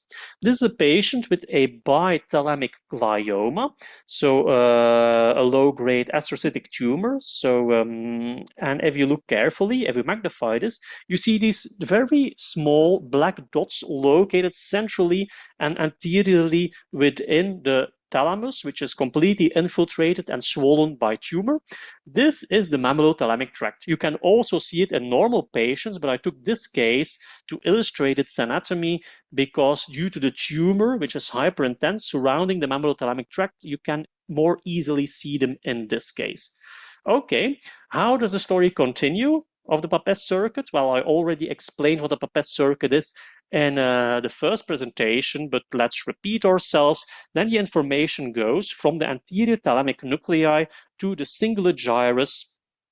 And in at the level of the cingulate gyrus, there's some interplay with the prefrontal cortex. So information goes back and forth, and then it is directed back to the parahippocampal gyrus. And from the parahippocampal gyrus, it can re-enter the hippocampus, and the loop or the circuit is complete. So here we have all components of the Papez-circuit. So it starts with sensory information. In this case, I chose visual information, but it's probably multimodal, or it is not probably, it is multimodal information, of course, that enters the entorhinal cortex of the parahippocampal gyrus, then enters the hippocampus and is directed in the fornix to the mammillary bodies, from the mammillary bodies to the anterior thalamic nuclei, from the anterior thalamic nuclei to the cingulate gyrus. Then there is some interplay with the prefrontal cortex, and then the information, after analysis and maybe storage in the cortex, is redirected to the parahippocampal gyrus. So this is the Papez-circuit. Okay, quite a long presentation. I hope you learned something from it, because we're not finished with the limbic system yet. Next presentation, or the next part, is about the anatomy of fear, which will mainly focus on the anatomy of the amygdala. Saying that the amygdala is solely responsible for the generation or experience of fear would be a gross simplification. It is not. The amygdala does a lot more than just, cause the sensation of fear. It doesn't really do that either. But let's say it plays a very important role in fear, and it's best known for its role in fear. So the anatomy of fear, also a very catchy title for a YouTube presentation. And I'm going to start with a case. I made up the case. The images are real, but I made up the story. But our patient is, let's say, a 28 years old female patient who actually received a psychiatric evaluation because the people in her vicinity, her family, think she might be traumatized or something, because she was in a recent household fire, and her reaction was actually, apparently she escaped dead, and her reaction to the entire event was extremely flat. An extremely blunt, flattened emotional reaction to something that on most people would leave a very lasting impression. And exactly because her reaction was so flat and so bizarre, so difficult to understand, people in her vicinity believed that maybe this was a sign of trauma, and patient received a psychiatric evaluation. As part of that psychiatric evaluation, patient also underwent a clinical evaluation, which showed nothing out of the ordinary, except that, well, patient has a raspy voice, but she's always had that, at least since childhood, so a certain hoarseness when talking. And she had like these very small dermatological lesions, so these very small papules surrounding the margins of her eyelids. But that's it. And as part of this evaluation, patient also received an MRI of the brain. And this MRI of the brain showed something peculiar. We see like these, I hope you see it, these two black lesions, hypointense lesions, located medially and anteriorly in the temporal lobe. So this part of the temporal lobe, so this very anteromedially located hook, is called the uncus, as you might know or might not know, and is located in front of the hippocampus. The hippocampus, which was the subject of the previous presentation. Now let's look at some other sequences. These are the T2 weighted images. Here we see these hypointense lesions, and on this T1 weighted sequence, it's actually difficult to see, I believe, because the quality is not super, but we actually see like these holes without a signal and the uncus on both sides. That's because this is probably calcium. This is probably an area of calcification, and calcifications, when they are very dense, do not cause signal on MRI. So these are basically areas of signal loss. And to prove that these are calcifications, we can look at susceptibility weighted images, or we can look at CT. And if we compare this coronal T2 weighted image, where we see here this black lesion anteromedially in the temporal lobe at the location of the uncus, we see that on CT this is effectually an area of calcification. We also see calcifications in the basal ganglia and the globus pallidus on both sides, which can be physiologic. Maybe it's a bit much for a patient that is young, but it's not completely unexceptional either. So let's ignore those at the moment and focus on these calcifications of the temporal lobe. Where are these calcifications located exactly? Well, as said, in the uncus. And what do we find in the uncus? A collection of gray matter nuclei called the amygdala.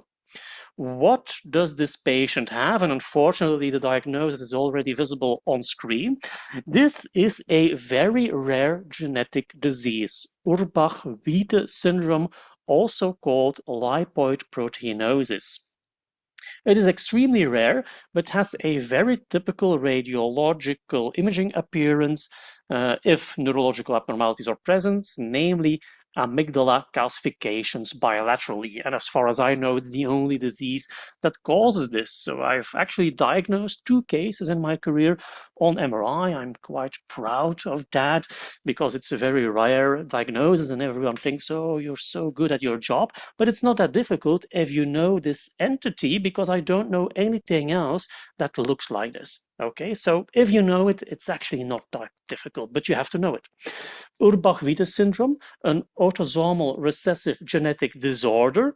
Most cases are reported in South Africa, probably reflecting a founder effect. So it was probably a genetic mutation present in the Dutch settlers that founded or settled in South Africa rather in the 16 and 1700s, causing this disease to be disproportionately frequent in South Africa.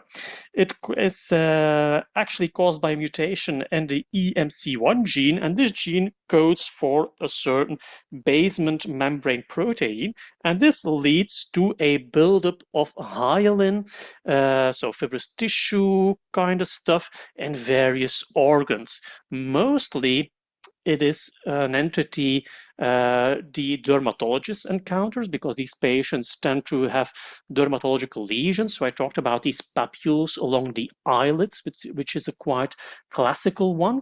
They can also present or develop a hoarse voice because they get these hyaline depositions in the vocal cords. And if they have like these hyaline depositions in the brain, that is typically in the amygdala, and this tends to cause tissue destruction, which calcifies. Oh my God, something is wrong. Okay. Oh, well, nothing is wrong. I was just accidentally pressing enter. Now, the case I've just shown you was made up. The images aren't made up, of course. You can't make up those images, but I made up the clinical story, and it is modeled upon a real case, namely the case of patient SM. Patient SM is just like patient HM, patient Henry Molaison, a very famous patient. Oh, I see what's happening here. Okay, is a very famous patient in the world of neuroscience and the world of cognitive psychology. It's a patient with Urbach-Wiethe syndrome who underwent a lot of experiments to test her fear response or fear reaction, or her reaction to all kinds of stimuli that would, in most people, invoke some kind of fearful reaction. So if we look at the images at the bottom of the screen here, so we see T1 weighted images on the left side of the screen with arrows pointing to calcifications in the amygdala. And then at the bottom left half of the screen, we see patient SM with a snake in her hands. We see her with a tarantula, and we see pictures of a haunted house she visited. And in all those settings, never ever once did she report to feel fear or experience fear. And also, of course, they tested her heart rate, respiration, respiration rate, whatever, transpiration, and so on, and nothing ever happened. Nothing abnormal was ever recorded. So there's no reason to believe she was lying. The patient, because fear often invokes, well, generally invokes a bodily response, but this was also not detected in the patient. So it is safe to say that the patient doesn't experience fear, and by consequence, because the amygdala is destroyed in this patient, this seems to imply that the amygdala is responsible for the induction and the experience of fear, as the title of this article here implies. These are coronal and axial T2 weighted images of another patient, and on these images we can also see the amygdala as a hypointense lesion over here. Also part of the entorhinal cortex is involved because it is calcified, and on this axial T2 weighted image we see here the amygdala calcifications. This is a case that was published in the Belgian Journal of Radiology several years ago, but we see here amygdala calcifications, which are black on these axial T2 star MRI images because calcium causes susceptibility artifact, and hypointense on these T2 weighted images. Also notice that these lesions look like, well, these 3D reconstructions of the CT clearly show these dystrophic calcifications. Let's talk a bit more about the anatomy of the amygdala on MRI images. Where can we find the amygdala? Well, it should be clear by now, in front of the hippocampal head and the uncus of the temporal lobe. So let's magnify this region a bit. On this axial T1 weighted image, in the center of the image we see the midbrain. This here is the hippocampal head, and then we have here gray tissue in front of it. This is or the nuclei of the amygdala. Let's now look on this sagittal T1 weighted image. Over here, let's magnify this a bit. We see the hippocampus, and if we go slightly to the middle of the brain a bit more, then we see once again here is the hippocampus, and here we have gray matter located in the uncus. This is the amygdala. Clearly, this image clearly shows the close relationship anatomically between the amygdala and the hippocampal head. What's even more, there's also a connection visible between the hippocampal head and the amygdala. Over here, we are looking at the hippocampus. This is a coronal T2 weighted image, magnified over the hippocampus. We are at the level of the hippocampal head, and if we scroll to the front, we see this is once again the hippocampal head, and here we see a rim of gray tissue. This is the so-called uncinate gyrus, also called the amygdalo-hippocampal transition area, because if we keep scrolling to the front, we see underneath the hippocampal head and in front of the hippocampal head this gray matter clump appearing, which is the amygdala. Now, if we keep scrolling forwards, the hippocampal head disappears, and we just see the gray matter of the amygdala, which here looks a bit bulky, I must say, but this is a normal amygdala. So let's summarize these coronal T2 weighted images. So this is the hippocampus. Here we have the uncinate gyrus, or the amygdalo-hippocampal transition area. And here, if we scroll to the front, we see the large gray matter bulk of the amygdala. Now, the amygdala, what does it do exactly? It has something to do with fear, but that is a gross simplification. The amygdala, on the one hand, is something we can consider like an alarm system. If we have a certain experience, the amygdala is the system in the brain that very quickly says this is a safe situation or an unsafe situation. Like if I encounter a snake, before even realizing that it is a snake I'm seeing, I'm already afraid, I'm already turning away, and I'm already running to my hotel. And this doesn't mean I'm a coward. I'm just an evolutionary fit person, because people like me survive encounters with snakes. Others get bitten and die. So, okay, it's an alarm system, and it's also what we can consider a relevance detector, meaning we get bombarded with stimuli the entire time, like millions, billions, whatever. Sensory inputs arrive in our brain all the time, and our brain has to quickly decide this is relevant, this is not. So there were a lot of visual stimuli when I was walking in Croatia and suddenly encountered this snake, my brain quickly saw from everything that was visible at that moment, this is relevant. There's like this thing crouching at your feet. There is a snake. This is dangerous. Run away. So it's a relevance detector. It basically assigns a value to a situation as being safe or not safe. So it processes fear and threats and gives that information to other parts of the brain to respond accordingly. It does more than that. There's also a close relationship, not just anatomically, but also functionally with the hippocampus. We will memorize things better if they have emotional content. And here the relationship between the amygdala and the hippocampus becomes important because the hippocampus signals, the amygdala signals to the hippocampus that this memory here has a certain content that makes it very important and very valuable. You should maybe consolidate this memory. Let it go from the short-term memory to the long-term memory. Also, it's important for social signaling, meaning it helps us recognize facial expressions. Patient SM had a lot of difficulty to recognize social expressions, not just expressions signaling fear, but facial expressions in general. And also because there's a lot of focus on negative emotions. Fear is, let's say, a negative emotion. It also plays a role in reward processing and thus in positive reinforcement and positive feelings. Now, that the amygdala is important for emotions, especially fear, is something we know since like probably the 30s of the 20th century.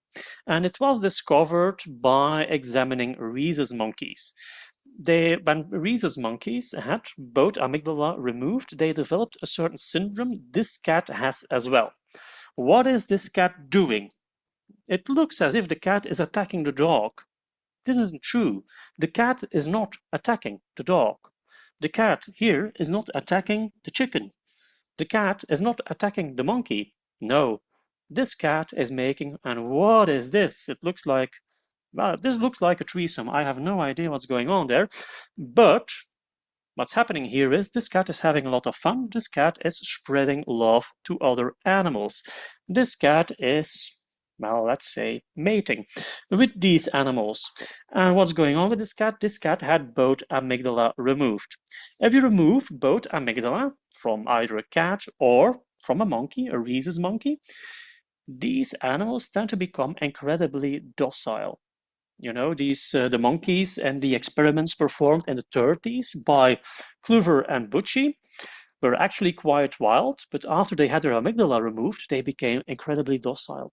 And why is that? They were no longer afraid. Before that, they were afraid of their caretakers. Now they weren't anymore. They also became completely unafraid of, for instance, snakes. And most animals are evolutionary programmed to be afraid of snakes. Not anymore. They also became hyper-oral, meaning they tended to explore the world by putting things in their mouth, strangely enough. And maybe you shouldn't do that because that stuff can be poisonous. And they also became, well, hypersexual, as we saw on the image of the cat a couple of minutes ago. So Klüver-Bucy syndrome was first described in the 30s of the 20th century by Klüver and Bucy and monkeys who had both their amygdalas removed. And this was the first time people started to realize that the amygdala must play an important role in the induction of fear. A second breakthrough when it comes to the function of the amygdala and fear was in the 80s by the experiments of Joseph LeDoux, who analyzed rats. For instance, what did he do exactly? I can't exactly remember the experiment, I must admit. So basically, he conditioned rats to be afraid of, yeah, I remember. Oh, it's a beautiful experiment. What he did was he conditioned rats to become afraid of a loud noise. Okay, so if these rats heard a loud noise, they received like an electrical stimulus that was painful, so an electrical shock, as they say. So the rats became afraid, and the next time they heard the noise, even if they didn't receive a shock, they reacted with fear. Now, what did Joseph LeDoux do in these rats? he removed the part of the brain that is responsible for conscious auditory processing. So basically, he removed like the primary auditory cortex or made it dysfunctional, so that the stimulus, the noise, no longer reached the cortical area responsible for auditory processing. When the rats then heard the noise, or when the noise was created, you would expect, as the rats could no longer consciously hear the noise, they wouldn't react with fear because, well, they couldn't hear the stimulus. Nevertheless, they did.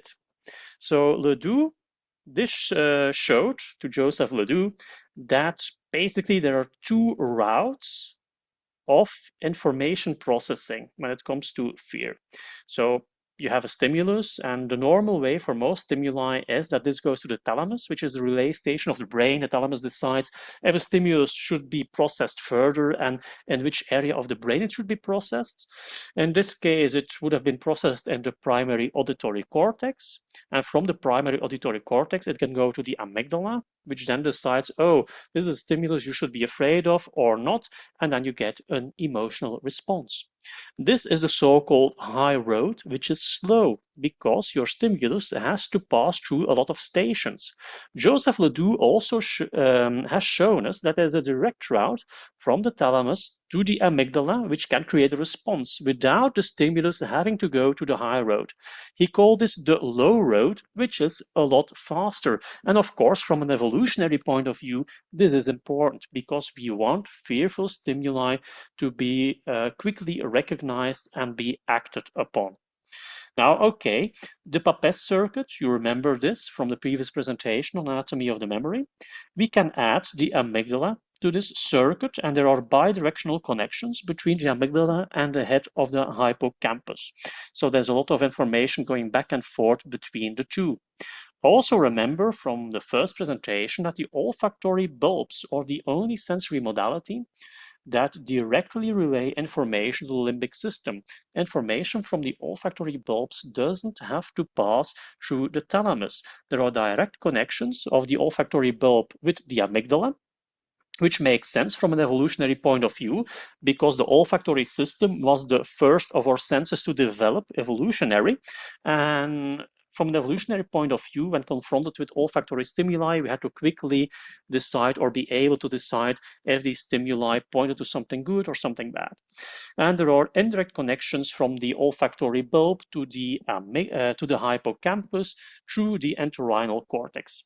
And if you look at this image now, the vicinity of the hippocampus, amygdala, the olfactory bulbs, and the connections that exist between these structures now explain the so-called Proustian moment. If you're just watching this video without having watched the first video on anatomy of the limbic system, maybe you don't know what a Proustian moment is, but this refers to a scene described by the French writer Marcel Proust in one of his books in the series In Search of Lost Time, à la recherche du temps perdu.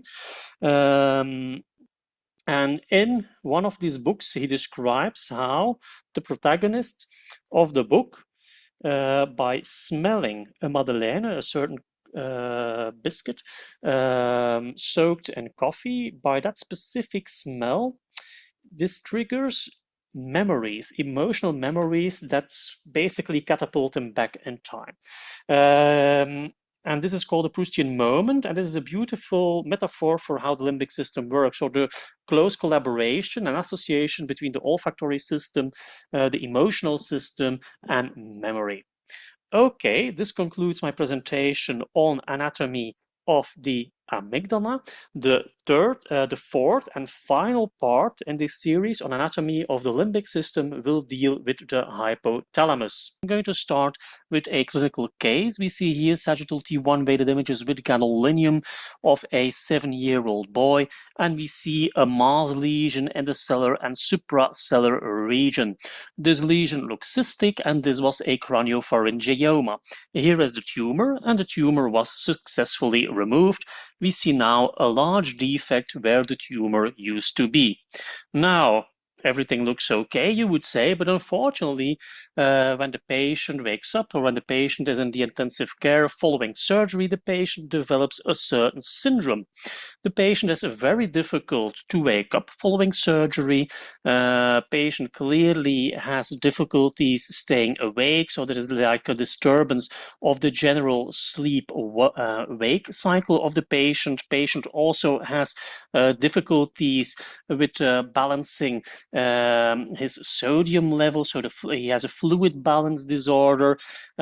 Patient also have difficulties maintaining his normal body temperature, so something is going on. There are also hormonal deficiencies.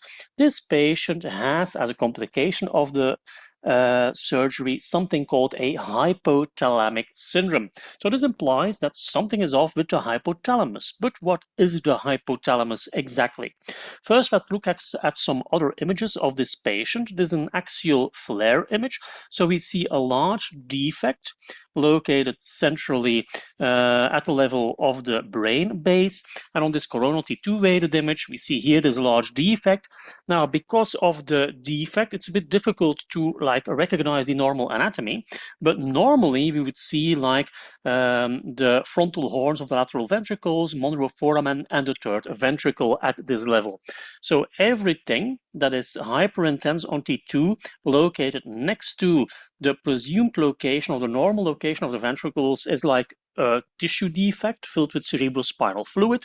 And this is the place where we would normally find the gray matter of the hypothalamus. So the hypothalamus, we basically have one hypothalamus. The hypothalamus is a gray matter structure surrounding the walls of the third ventricle.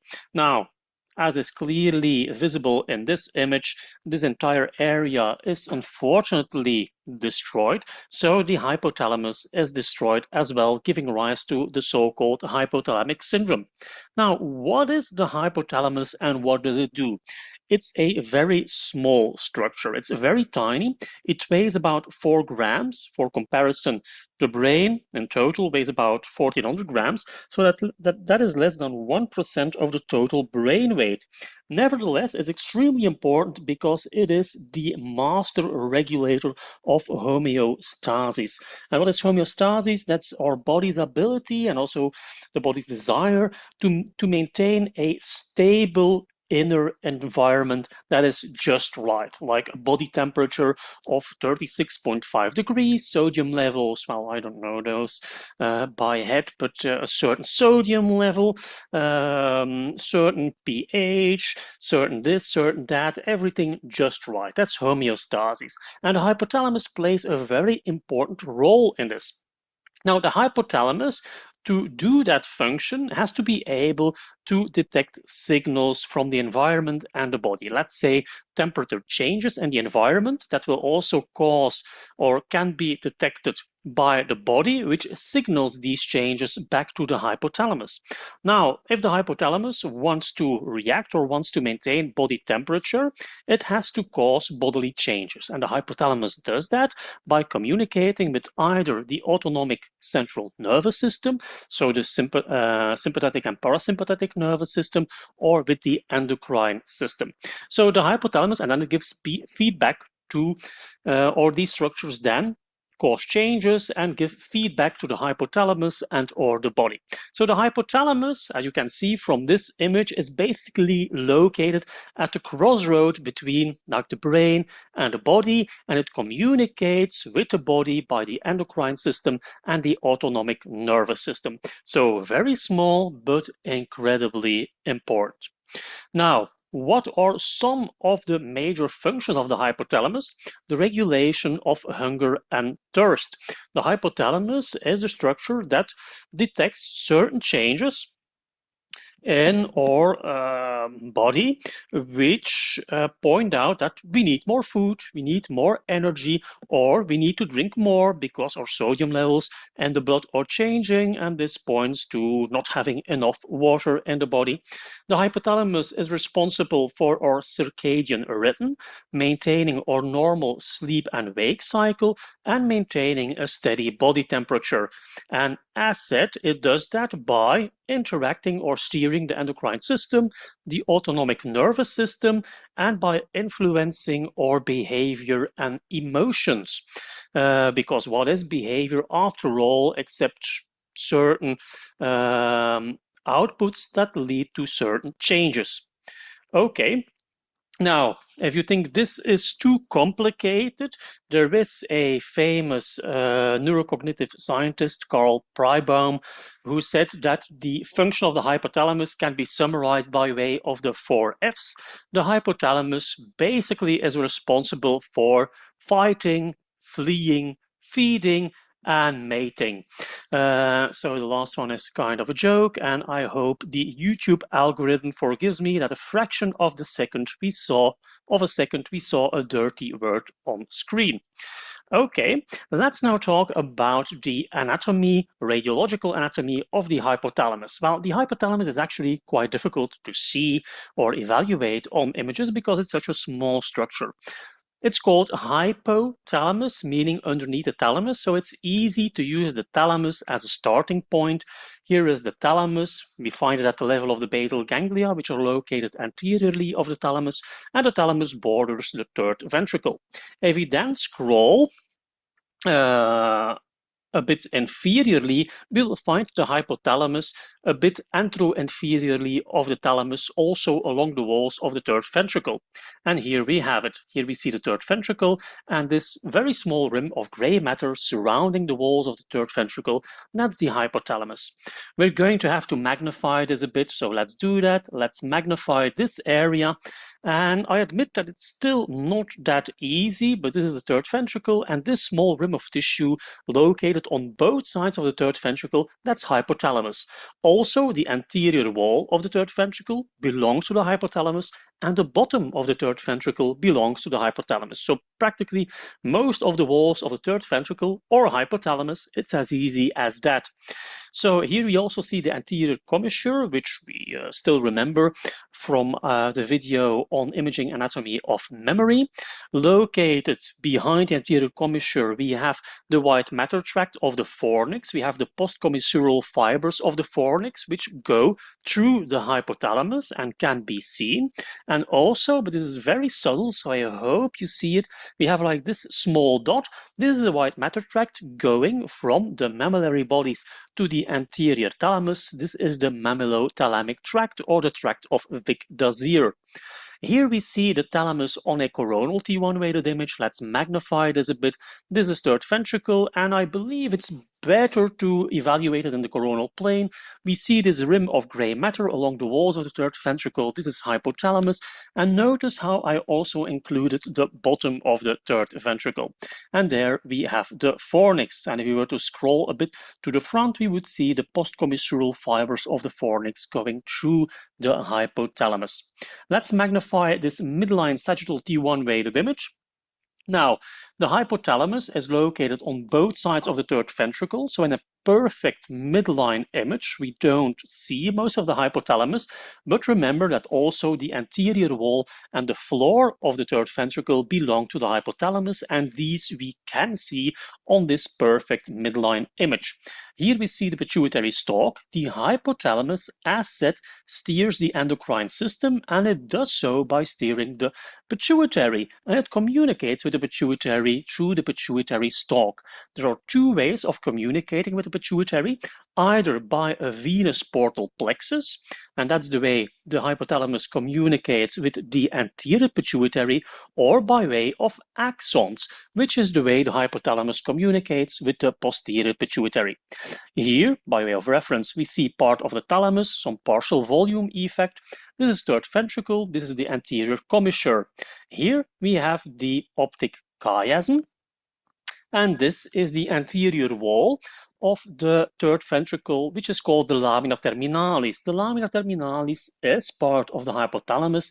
It contains a small structure called the organum vacuolum, which plays a role in regulating the osmolality of the blood. Here we have the pituitary. Notice the T1 hyperintense bright posterior pituitary at the back here. Here we see the mammillary bodies, which play a role in memory, the consolidation of memory, and is part of the Papez-circuit, but also part of the hypothalamus. And this here, the floor of the third ventricle, is also part of the hypothalamus. This is the tuber cinereum. This is the only part in the brain that produces histamine, and histamine is necessary for keeping us awake. So it plays a role in the sleep-wake cycle and in keeping us awake, which is a reason why we feel drowsy when we take antihistaminica as medication. Okay, this is slightly off midline, so this is once again the thalamus. This is then the hypothalamus, and I was expecting more to follow, but that didn't happen. Notice how we also see the mammillary body over here, and here we see some postcommissural fibers of the fornix going through the mammillary body. These are coronal T1 weighted images here, and these are to give a more detailed depiction of hypothalamic anatomy. Now, as radiologists, this is basically all we can see. But for a pathologist or for someone looking through a microscope, the hypothalamus can actually be divided in certain areas. The area immediately along the third ventricular wall is called the periventricular zone. And then we have two zones which are divided by the postcommissural fibers of the fornix. We have the medial zone and we have the lateral zone. When we look on sagittal images, we can also divide the hypothalamus in certain regions. We have the posterior region, which contains the mammillary bodies. We have the middle region or the tuberal region, which gets its name from the tuber cinereum and is located at the level of the pituitary stalk and beyond. And then we have the anterior level or the anterior region located above the optic chiasm. There is even a pre-optic region, which is located in front of the optic chiasm, but it's very, very small, and I wasn't really able to accurately draw it on this image. So this is just to give you an idea, because in handbooks on hypothalamic anatomy, you can find these further subdivisions. For us as radiologists, it's probably less important because we can't really recognize it. Because I find it incredibly interesting, I'm going to go into the anatomy or the functional anatomy of the hypothalamus in a bit more detail. Of course, the hypothalamus is basically a collection of nuclei. There are a lot of nuclei, but I think if you know about 11 of them, you will know the most important ones, and the extent to which a radiologist should know those is limited because we can't see them. But it's good to have an idea of what they are and that they exist.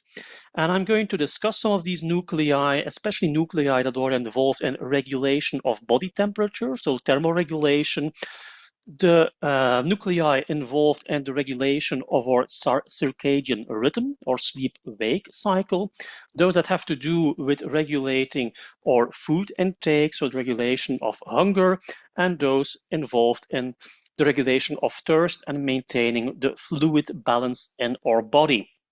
Now, when it comes to hunger, basically the sensation of hunger and steering our food intake, there are several nuclei of importance, but there are three that are more important than others. We have the lateral nucleus, which is the so-called hunger center.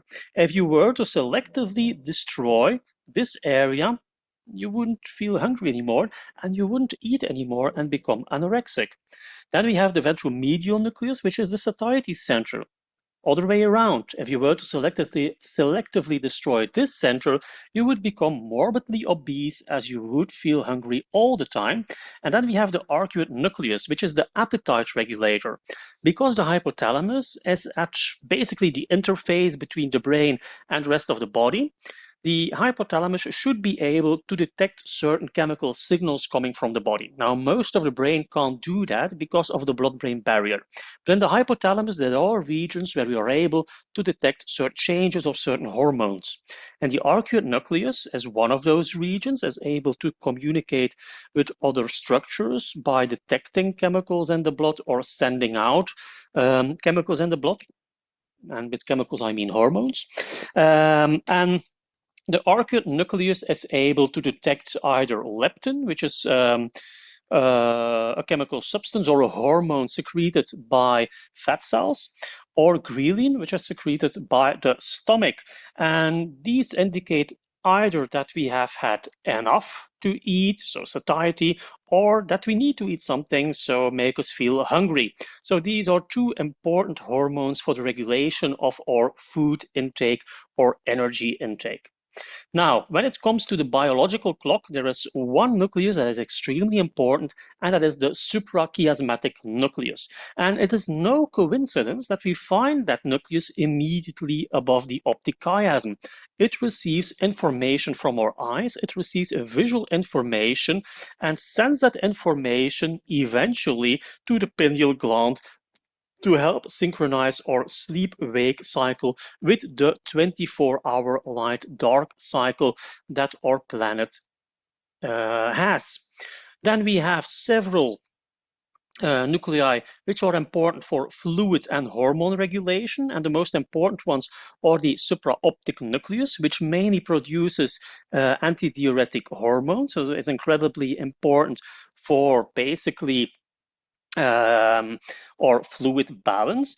If this doesn't work anymore, you get diabetes insipidus, and then you have to pee a lot because you can't take in your fluid, and you drink a lot to keep up for that fluid loss. So you drink many liters of water a day, but because you secreted, now urinated all out, you remain thirsty. So diabetes insipidus, when this doesn't work anymore, we have the paraventricular nucleus, which produces, amongst other things, oxytocin, so the hormone, the so-called love hormone, the hormone that's responsible for bonding, also responsible for uterine contractions, also plays a role in starting how do you call that, the lactate reflex, or when women have children and the child suckles, that. So there's also a reason why it helps in the bonding process, because those phenomena are related, of course. This one also helps regulate stress by secreting the corticotropin releasing hormone, which basically starts our entire stress response, activates the stress axis, the hypothalamic, pituitary, adrenal axis, and it also secretes thyrotropin releasing hormone. Then the hypothalamus can also function as the body thermostat, because we have an anterior nucleus that is responsible for heat dissipation, namely by way of sweating, vasodilatation, and this it does that by activating the parasympathetic system. And we also have a posterior nucleus, which is important for heat conservation by way of vasoconstriction or causing shivering, and it does that by activating the sympathetic system. And then some other nuclei of note are the pre-optic nucleus, which plays a role in several things, amongst others thermal regulation. It is like the sleep switch, causing us to fall asleep, plays a role in fluid balance and some sexual and reproductive functions. And the dorsomedial nucleus plays a role in also our appetite rhythm. So the fact that we start feeling hungry, I don't know, each morning at 7, because that's when we usually have our breakfast, and then at noon, because that's when we usually have our lunch, and so on. That's caused by the dorsomedial nucleus, but it's also a rage and stress center, so also involved in regulation of emotions. And finally, we have the mammillary bodies, which play an important role in the consolidation of memories. I'm going to illustrate hypothalamic anatomy by showing you another clinical case. This is a 9-year-old boy, and this boy suffers from episodes of strange, uncontrollable laughter, followed by staring spells. And the laughter is a bit bizarre. It sounds hollow. It is not associated with the feeling of joy we typically associate with laughter. It's an empty laughter, a bit spooky even to hear it. And there are about 3 to 5 of those spells a day, and they especially occur when the patient is waking up or falling asleep. Now, this is a kind of seizures called gelastic seizures, and these are characterized by the so-called laughing spells. In some cases, it can be crying spells as well, but most cases are laughing spells. And the typical cause, or where you have to look as a radiologist when you see this in your clinical information, is the hypothalamus, because The typical cause for this is a so-called hypothalamic hamartoma, which is a non-neoplastic lesion. Typically found at the tuberal or mamillary region of the hypothalamus, and it has a signal intensity that is basically identical to that of gray matter, as we can see here on this sagittal T1 weighted image and this coronal flare image, but also on this coronal T1 weighted inversion recovery image and this axial T2 weighted image. So a hypothalamic hamartoma, it's completely benign, non-neoplastic, it's congenital, and it's basically a collection of ectopic gray matter structures in the region of the hypothalamus, typically the tubercinereum or mammillary bodies. And how exactly do we explain that this lesion causes gelastic seizures or laughing spells? Well, probably because the hypothalamus communicates with the rest of the limbic system. And as said, the limbic system is like this collection of structures that is responsible for emotion, memory, and also certain, let's say, more visceral, primitive bodily functions. And due to this strong association, probably this hypothalamic lesion activates certain circuits of the limbic system, causing laughter, but without the feelings associated with laughter. There's a reason this mostly occurs when waking up or falling asleep, because most of these hypothalamic hamartomas are located in the region of the tubercinereum, and as you know, the tubercinereum produces histamine, and this plays a role in the sleep-wake cycle. So it's probably no coincidence that most of these spells occur when the sleep-wake cycle undergoes certain changes. Okay, and this basically concludes my presentation on anatomy of the limbic system. I hope you found it interesting. I find this a very interesting topic. I am completely fascinated by the limbic system and the anatomy and function of the limbic system, but I also have to realize that I am a radiologist. I'm not a neuroscientist, not a psychologist. So what I bring you here is a simplification. I am no expert who does active research in this area. So I'm just summarizing what I know and have read in handbooks and articles without necessarily being the most up-to-date person. Nevertheless, I hope you found it interesting. We can conclude by adding the hypothalamus to this circuit I have drawn throughout these various presentations. Yeah, and as said, this circuit is activated by input from the rest of the limbic system. It's basically impossible to summarize such a very long presentation, so I'm not even going to try. I always try to simplify things as much as I can, and when it comes to the limbic system and trying to grasp the function of the limbic system and what these components do, remember it's a network. Basically, you have a lot of structures working together. It's not just one region that has one specific function, but some regions are very essential, namely the hippocampus. When confronted with a certain experience, the hippocampus is responsible for providing context, and with that I mean linking this experience with previous experiences. Has this occurred already? Yes or no? Do we recognize this? Yes or no? Is this relevant? And maybe we should store this for in case we encounter this situation another time in the future. The amygdala is important for providing a certain meaning or value to an experience. For instance, when we encounter something frightening, the amygdala immediately tells us this is a bad situation.